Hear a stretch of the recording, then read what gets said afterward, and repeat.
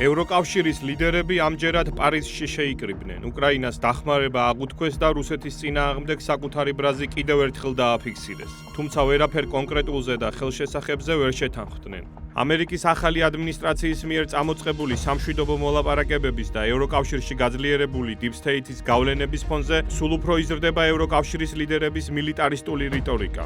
როგორც ჩანს, გლობალური Deep State-ი ცდილობს ევროკავშირის ხელით ჩაშალოს სამშვიდობო მოლაპარაკებები. ამ მიზნით კი ევროკავშირის ლიდერები ცდილობენ დაარწმუნონ ზელენსკი, რომ ომის გაგრძელების შემთხვევაში უკრაინის ფინანსური და სამხედრო დახმარება გაგრძელდება, სანამ ეს საჭირო იქნება. პარიზის სამიტზე ევროპის ლიდერის როლის მორგება საფრანგეთის პრეზიდენტი ემანუელ მაკრონი და დიდი ბრიტანეთის პრემიერი კիր სტარმერი ცდილობენ, მაგრამ არც ერთია შარლ დე გოლი და არც მეორეა უინსტონ ჩერჩილი. თუმცა გლობალური Deep State-ის ერთი დანიშნული ლიდერი ურსულა ფონ დერ ლაიენი მეორე ლიდერის ევროპის მთავარსარდლად დანიშნვას ცდილობს. მაკრონს მოუწევს გადამწყვეტი როლი ითამაშოს. ის ნამდვილი ლიდერია, საკუთარი გამოცდილების წყალობით და უნარით ნებაყოფლობითი არმია დარაზმოს. ის ნამდვილი ლიდერია, ფრანგული შეიარაღებული ძალები, ერთ-ერთი ყველაზე ცნობილი და გამოცდილები არიან ბრძოლის ველზე. აქ საფრანგეთში ძლიერი სამხედრო სამრეწველო კომპლექსია. მაკრონს გადამწყვეტი როლი ექნება. კონკრეტულად ფრანგული არმიის რა წარმატებაზე საუბრობს ფრაუ ფონ დერ ლაიენი ძნელი სათქმელია. ბოლო წლების განმავლობაში ფრანგულმა შეიარაღებულმა ძალებმა მხოლოდ წარუმატებლობა და დამარცხება იწვნიეს აფრიკის კონტინენტზე. ფრანგული არმია იძულებული გახდა მალიდან, ბურკინა ფასოდან და ნიგერიდან გამოსულიყო. 2024 წელს ჩადი დაატოვებინეს და უკვე სენეგალშიც იგივეს უპირებენ. მაკრონის რეიტინგი კი საფრანგეთში რეკორდულად დაბალ დონეზეა დაცემული. მისი ევროპის ლიდერად გამწესება და ფრანგული ჯარის იმედად ყოფნა აბსურდის თეატრს ემსგავსება. ჩვენი მიზანი მკაფიოა. ჩვენ უნდა მოვიგოთ მშვიდობა. უკრაინა უნდა იყოს მოლაპარაკების საუკეთესო პოზიციაში. მიღწეული მშვიდობა უნდა იყოს მტკიცე და ხანგრძლივი. ეს გახლავთ უკრაინელების ინტერესი და დღევანდელ შეხვედრაზე სწორედ ეს განვიხილეთ. ეს ეხმაურება პარიზის 17 თებერვლის ინიციატივას და მოგვიანებით ლონდონში გამართულ შეხვედრას. დღეს კი 31 ქვეყნის წარმომადგენლებს ჰქონდათ განხილვა. მათ შორის იყვნენ ნატოს გენერალური მდივანი და ევროინსტიტუტების ხელმძღვანელები. რისი მოგება შეუძლია მაკრონს ეს ცალკე თემაა. მან საკუთარ ქვეყანაში ჩატარებული საპარლამენტო არჩევნებიც კი ვერ მოიგო და საფრანგეთში ფრანგების მიერ უარით გასტუმრებული პოლიტიკოსი ცდილობს საკუთარი წარუმატებლობა ევროპის ლიდერობის თამაშით გადაფაროს.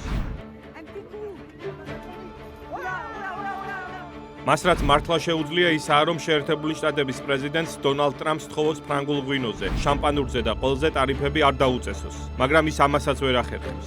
სამიტის წინ გამართულ პრესკონფერენციაზე მაკრონმა უკრაინას 2 მილიარდი ევროს ოდენობის სამხედრო დახმარებას დაპირდა. ახალი პაკეტი მოიცავს ტანკსაწინააღმდეგო ჭურვებს მილანს, მისტრალის საზენიტო რაკეტებს და მირაჟის გამანადგურებლებს. იქამდე ბრიუსელში გამართულ შეხვედრაზე ევროკავშირის წევრი ქვეყნების საგარეო საქმეთა მინისტრები უკრაინისთვის ახალი 40 მილიარდიანი ევროს ოდენობის ფინანსური დახმარების პაკეტზე ვერ შეთანხმდნენ. ამიტომაც საფრანგეთმა ინდივიდუალურად გადაწყვიტა უკრაინის დახმარება. პარიზის სამიტს სერიოზულობისთვის მეტსახელი მოუფიქრეს სურველების კოალიცია, მაგრამ ომის გაგრძელების მსურველების თუ ევროკავშირის მილიტარიზაციის აღარ დაუკონკრეტებიათ. ეს პრინციპში ისედაც გასაგებია. ევროპის მილიტარიზაცია უკვე გადაწყდა, ისევე როგორც 800 მილიარდი ევროს მოხმარება ევროპის შეიარაღებასა და ომის სამზადისზე. ამის შესახებ ურსულა ფონ დერ ლაიენმა უკვე განაცხადა რამდენიმე კვირის წინ. ჩვენ გადაიარაღების ერაში ვართ. ევროპა მზადაა მასიურად გაზარდოს სამხედრო ხარჯები. მოკლევადიან პერსპექტივაში უკრაინის მხარდასაჭერად და ასევე გრძელვადიანი საჭიროებისათვის ევროპის უსაფრთხოებისათვის. ეს უზარმაზარი თანხაა, რასაც ჩვენ წევრ სახელმწიფოებს ვთავაზობთ ერთობლივი შესყიდვებისათვის. 800 მილიარდი ევრო. ეს წარმოუდგენლად დიდი თანხაა. საფრანგეთის დედაქალაქში 31 ქვეყნის ლიდერი შეიკრიბა. ასევე ევროკომისიის პრეზიდენტი ფრაუ ფონ დერ ლაიენი და ნატოს გენერალური მდივანი მარკ რუტე. უნგრეთის და სლოვაკეთის ლიდერები სამიტზე არ იმყოფებოდნენ. ბევრი ლაპარაკი, ხელის ჩამორთმევა და მიღებული გადაწყვეტილებების სიმცირე. არანაირი დიპლომატიური გადაწყვეტილება ომის დამთავრების შესახებ იქ არ გაჟღერებულა. პირიქით, ისევ ძალის ენაზე საუბრობდნენ. რუსეთისთვის სანქციების გაძლიერებასა და გაგრძელებაზე და ომის გახანგრძლივებაზე. მაკრონმა და სტარმერმა ფრანგულ-ინგლისური სამხედრო დანაყოფის განთავსებაზე დაიწყეს ლაპარაკი უკრაინაში. ჯერ ვერც ფორმატზე, ვერც რაოდენობაზე და ვერც არსზე ვერ შეთანხმდნენ. ეს ძალები არ არის იმისთვის განკუთვნილი, რომ სამშვიდობო ძალები იყვნენ, არც იმისთვის, რომ დაპირისპირების ხაზზე იმოქმედონ. ეს ძალები მიზნად არ ისახავს უკრაინული ჯარი რომ შეცვალოს. უკრაინელების მაგივრად ომი ევროპელებს ისევ არ უნდათ. აი ლირიკის დონეზე კი მეტი დრამატურგიისთვის რაღაც სამხედრო დანაყოფების გაგზავნაზე საუბრობენ უკრაინაში. First aspect. პირველი ასპექტი უკრაინული და ევროპული უსაფრთხოებისთვის არის ძლიერი და კარგად შეიარაღებული უკრაინული ჯარი. ყველა მონაწილე შეთანხმდა დღეს ამ საკითხზე. ჟურნალისტის კითხვას თუ როგორ წარმოუდგენია კირ სტარმერს ევროპული ჯარების განთავსება უკრაინაში, დიდი ბრიტანეთის პრემიერმა დაბნეულმა უპასუხა. ზოგადი ფრაზებით. The first thing is we need to make sure the Ukrainian უწინარესად ჩვენ უნდა ვუზრუნველყოთ, რომ უკრაინას ჰქონდეს ძლიერი შესაძლებლობები. მათ არაჩვეულებრივი მებრძოლები ჰყავთ და უკვე აქვთ ფრონტის ხაზზე კონფლიქტის სამწლიანი გამოცდილება. ეს სამხედრო შესაძლებლობები უნდა გულისხმობდეს პრევენციას და ეს გზავნილი იქნება პუტინის მისამართით. ამ გარიგებას აუცილებლად დავიცავთ. ჩვენ ვიცით ევროპული ქვეყნების შესაბამისი გამოცდილება და რასაკვირველია გვჭირდება შეერთებული შტატების ჩართულობა. სამხედრო ოპერატიული კოალიცია იქმნება, რათა პირველ რიგში უკრაინულ პოტენციალს დაეყრდნოს და არა იმისთვის, რომ მისი ალტერნატივა იყოს. that სტარმერი ერთხელ ტრამპმა უხერხულ მდგომარეობაში უკვე ჩააგდო, როდესაც რუსეთთან ომზე დაუსვა კითხვა. როგორც ჩანს, ბრიტანეთის პრემიერმა ყველაფერი გაიგო. Could you take on Russia? რუსეთს მარტო მიხედავთ? well აი უკრაინის პრეზიდენტმა კი როგორც ჩანს სტარმერისგან განსხვავებით ყველაფერი ვერ გაიგო ბოლომდე. ჯერ ზელენსკის ოფისის ხელმძღვანელის მოადგილემ იგორ ჟოვკვამ თქვა ჟურნალისტებთან, რომ მათ ისეთი ევროპული ჯარი სჭირდებათ, რომელიც მზად იქნება მათთვის იბრძოლოს და არა სამშვიდობო მისია. ჟურნალისტის კითხვაზე კი პარიზის სამიტის ფარგლებში გაბრაზებულმა ზელენსკიმ თითქმის იგივე გაიმეორა. What do you mean about what my advisor? Who is he? ბოლომდე ვერ გავიგე თქვენი შეკითხვა. რომელ მრჩეველს გულისხმობთ? საინტერესოა სად არის ეს მრჩეველი. Ce conseiller était nommé. თუ არ ვცდები, იმ მრჩევლის გვარია ჟოვკვა. მან გვითხრა, რომ სურს ევროპელი ჯარისკაცების ბრძოლებში მონაწილეობა და სამშვიდობო ძალების ყოფნაზე უარი თქვა.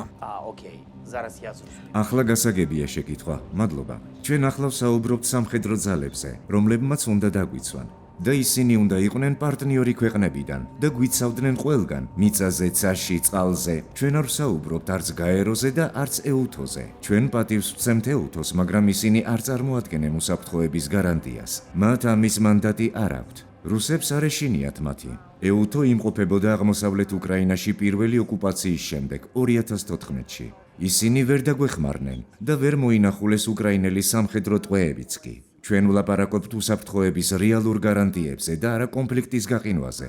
გამყოფ ხაზზე არიან ადამიანები, რომლებიც გაწევენ მონიტორინგს. ჩვენ გვსურს პროფესიონალების ხილვა, რომლებიც უზრუნველყოფენ უკრაინის უსაფრთხოებას. მაკრონს და სტარმერს ევროკავშირის თანხმობის მოპოვება ამ საკითხზე ნამდვილად გაუჭირდებათ. იტალიის პრემიერ-მინისტრი ჯორჯია მელონი უკვე დაუპირისპირდა საფრანგეთის პრეზიდენტს და განაცხადა, რომ მას არანაირი ევროპული მანდატი არ გააჩნია უკრაინაში ჯარის გასაგზავნად. ევროკავშირის ბევრი წევრი ქვეყანა ამ ინიციატივის წინააღმდეგია. აი რაც შეეხება უკრაინელების ხარჯზე ომის გაგრძელებას, ეს აზრი ბევრს მოწონს. დანიის პრემიერ-მინისტრის მეტე ფრედერიკსენის საომარი კომენტარის შემდეგ, როდესაც მან აღნიშნა, რომ უკრაინაში ცეცხლის შეწყვეტა შეიძლება უარესი იყოს ვიდრე ომის გაგრძელება, ანალოგიური მილიტარისტული რეპლიკა გააკეთეს ბალტიის ქვეყნების თავდაცვის მინისტრებმა, რომელთაც თავისი შეშფოთება დააფიქსირეს უკრაინაში შესაძლო ცეცხლის შეწყვეტაზე. ესტონეთის თავდაცვის მინისტრმა ჰანო პევკურმა და მისმა ლიეტუველმა ვიზავიმ დოვილე შაკალიენემ ფაქტიურად უკრაინის ომის გაგრძელებას ოფიციალურად დაუჭირეს მხარი, საკუთარი ეგოისტური შიშებიდან გამომდინარე. რადგან მათი აზრით რუსეთმა შეიძლება ბალტიისპირეთის ქვეყნებისკენ გაიციოს. Financial Times-თან ინტერვიუში პევკურმა აღნიშნა, რომ რუსეთი ძალიან მალე გადაანაწილებს საკუთარ ძალებს. ეს ნიშნავს, რომ საფრთხის დონე საგრძნობლად და ძალიან მალე გაიზრდება. ლიეტუველმა შაკალიანემ კი მოდით ნუ ვიქნებით ილუზიებში. რუსეთი გამოიყენებს დროს ცეცხლის შეწყვეტის შემდეგ, რათა საკუთარი სამხედრო შესაძლებლობები გაზარდოს. მათ უკვე ყავთ დიდი და ომის ველზე გაწვრთნილი არმია, რაც კიდევ უფრო დიდი გახდება. ანუ ესტონელმა და ლიეტუველმა თავდაცვის მინისტრებმა ისთქვეს, რომ ჯობს უკრაინის ომი გაგრძელდეს, რადგან თუ იქ მშვიდობა დამყარდა, რუსეთმა შეიძლება ჩვენ შემოგვიტიოსო. მოკლედ საომარი განწყობები ევროპაში გაზრდილია.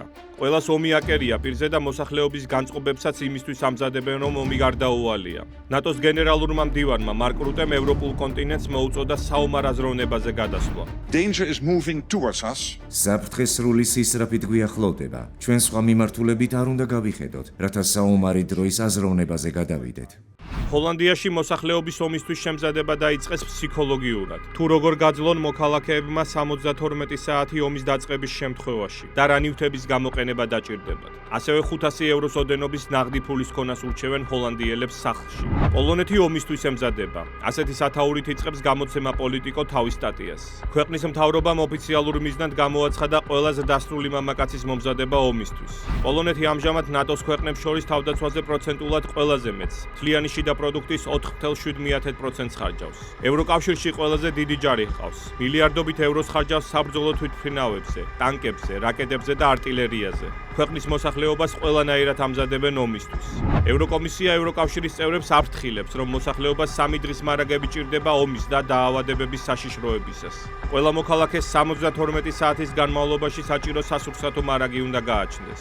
ევროკავშირის მთავარი ორგანო ევროკავშირის მზადყოფნის დონის ამაღლებას ცდილობს ომის და სამოქალაქო თავდაცვისთვის. რამდენად რეალურია ეს საფრთხე? თუ უბრალოდ გლობალური deep state-ი ამ ტაქტიკით ევროკავშირის მოსახლეობაში საკუთარი ინტერესების გასატარებლად შიშის დანერგვას ცდილობს?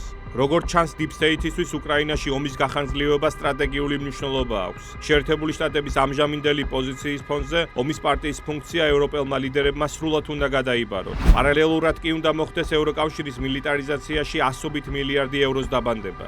სწორედ ამისთვის ხდება ამ შიშების კულტივაცია, რათა როდესაც მოსახლეობის საჭიროებების ნაცვლად ფულს ევროპული სამხედრო ინდუსტრიისკენ მიმართავენ, შეშინებულ ევროპელ მოქალაქეებს პროტესტის გრძნობა არ უნდა გაუჩნდეთ.